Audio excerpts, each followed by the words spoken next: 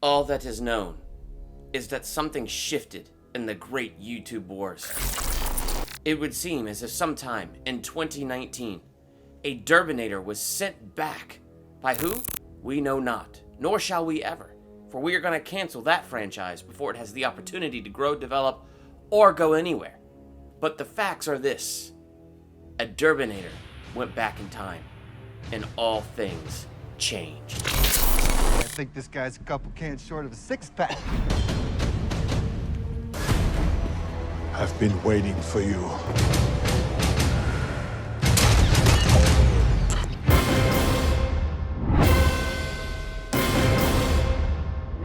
Welcome to Durbania, I'm Durbin, and this is my spoiler talk retro review for Terminator Genisys. What did you think of Terminator Genisys? Let's talk about that in the comments. Now, I'm not doing this Journey to Dark Fate alone. I am doing this with Stevie from Film Trigger. We've been going back and forth, reviews on his channel, reviews on my channel, and then after Dark Fate, we're coming together on Durbania, and we're gonna rank all these Terminator movies worst to best, and adding Sean Chandler and Cody Leach into that mix. So I got links to all their videos in that description. Make sure you check out Sean Chandler, Cody Leach, and Stevie of Film Trigger and see all of their thoughts and views of Terminator Genisys.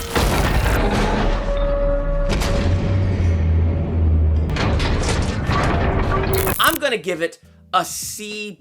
My first negative with this movie, the spelling of the word Genisys. What is that? What keeps this movie at average for me? Arnold Schwarzenegger. Nice to see you.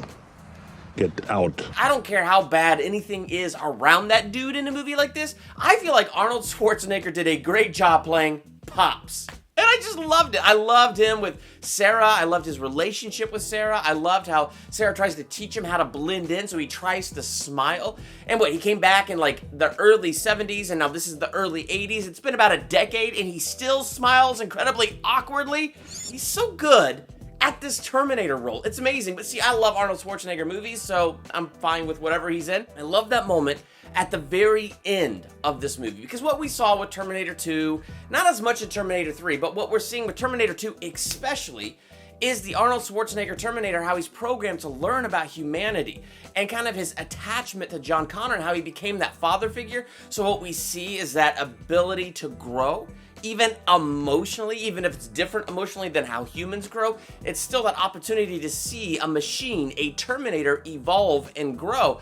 And I like how we saw that in this movie with Sarah Connor, how he raised Sarah after Terminator sent back in time to kill her parents. And there they are at the end, and he turns to Kyle Reese and he says, Kyle Reese, protect my Sarah. He's still a machine that doesn't have emotion the way we humans know and have and experience emotion, but it's all in the line and just the delivery. Protect my Sarah. I thought that was well done. So there were elements like that that I thought were good and kind of bumped it up. And since I'm here on the positives, let me just continue a little bit further on the positives with Terminator Genisys. I liked the overall concept. John Connor is the last hope for the Resistance. John Connor is the one who led them to defeat the machines. But now, the machines somehow have access to these timelines. It could see how all of these things have gone. And what do? They capture John Connor and restructure him on the molecular level or whatever, and so now he's a Terminator, and instead of mankind's last hope, he's now Skynet's last hope. The overall concept of that I thought was pretty unique and pretty interesting, so I definitely enjoyed that. J.K. Simmons is a huge bright spot for me in this movie. I like that dude. He's a fantastic actor. I know what's going on here has to be really, really complicated. We're here to stop the end of the world. I can work with that. The idea that this cop O'Brien was there in 1984 in that whole department store was pretty awesome. And to see him kind of grow up, become an older man, and just being like this crazy nut conspiracy theorist, robots from the future, like, he was just a really fun element to the movie. So that's a lot of the positives I liked. I liked how much this movie really tried. Like, it did a good job trying to pay attention to that first Terminator movie. I mean, come on, when Arnold Schwarzenegger gets sent back in time, it's really cool how much they try to make that line up with the original. Even when Kyle Reese appears, they did a lot to make it look the same and feel the same. When he's in that department store, that, you know, Nike shot where he puts on those shoes and stuff. Like, they did a really good job with stuff like that, paying homage to the original and doing their best to make it look the same. I mean, I thought the Arnold versus Arnold fight there in the beginning was pretty darn cool. So there's a lot of positives that this movie has, and I really like that it tried. Very cool to see Kyle Reese with the picture. Odd to not see Linda Hamilton in that picture. I know for continuity's sake it can't be, but yeah, Emilia Clarke. Come with me if you want to live. I thought the Mother of Dragons being in the Terminator franchise was pretty good. I mean, if you're not going to bring back a young 1984 Linda Hamilton, which would be impossible, and replacing her with Emilia Clarke, not a bad choice. I thought she did a good job in the role. She had a good intensity to her character that just, you know, felt a little bit like the Sarah Connor from Terminator 2. So I feel like she did a really good job in the movie as her character of Sarah Connor. So I thought she did good. She made it her own, and I liked her relationship with the Terminator, kind of how I like that relationship between John Connor and the Terminator in Terminator 2. So all of that stuff I thought was actually pretty good, pretty strong positives. I know it needs work. Now, when we hit some of the negatives for me are just the casting. So like the opening scene where you had Jai Courtney as Kyle Reese and Jason Clarke as John Connor, and they're having this conversation right before John Connor's about to lead them to Los Angeles to the time machine so that Kyle Reese can travel back in time. And you can tell John Connor knows that's gonna happen. But in that scene where they're talking, it was so flat to me. This should have been, and you can tell by the way it's written, that it's supposed to be a very emotion power-packed scene, especially when it's done so much care to pay attention to Terminator 1 and all the stuff going on in there. Like, they did a good job trying to pay attention to that. So now that you know where this is heading, and we're seeing the beginning on all the stuff that led up to Kyle Reese going back in time, you know John Connor talking to his father, who he can't tell Kyle Reese that Kyle Reese is his father. The emotion that's in there that he knows he's sending his son to his death, the emotion wasn't present. It really felt like there were already some Terminators talking, but with a little bit less character than Arnold Schwarzenegger brings. And so that kind of set a tone for me for Jason Clarke as the character of John Connor, a tone that I did not like. And it's not that Jason Clarke is a bad actor. I really liked him in Dawn of the Planet of the Apes, but I did not like his portrayal of John Connor in this one. And Jai Courtney, I was back and forth. Like that scene where Jai Courtney was talking to John Connor in the beginning, yeah, there was no real emotion there. But I felt like when he was around other charismatic actors like Arnold Schwarzenegger and Emilia Clarke, I felt like he did a better job. So I'm kind of like 50-50 there a little bit on Jai Courtney. Like overall, I'm not gonna say it was the worst thing, but I don't know. Like there was a certain emotional element missing between those two characters that I just didn't feel. You could tell it's there in the writing, but I didn't feel it there in the performance. So that's kind of where I was there, and that was kind of a big negative for me. The other thing that is kind of negative, it's the whole time travel element that they did with this one. Now, I get it. Okay, so how do you make a Terminator 5, and how do you do it unique? Well, I guess nobody liked Salvation, and nobody liked Terminator 3, so you make this the new Terminator 3. Judgment Day is back in August of 1997. That's the timeline this thing is playing off of, and we're now building to being sent back in time. I'm watching this going, well, did Terminator 2 happen?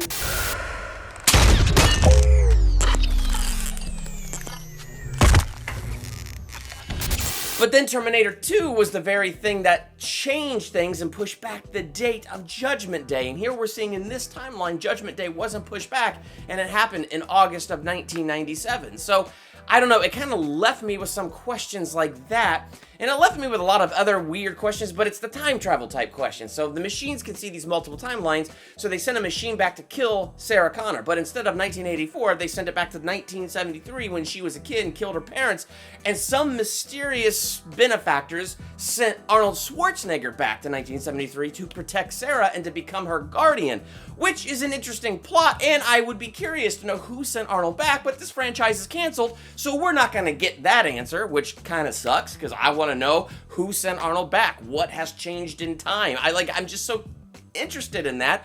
but we're not going to get that continued. At the same time, I'm glad we're not going to get that continued, because it was just, the whole time travel element of this was just so weird to me.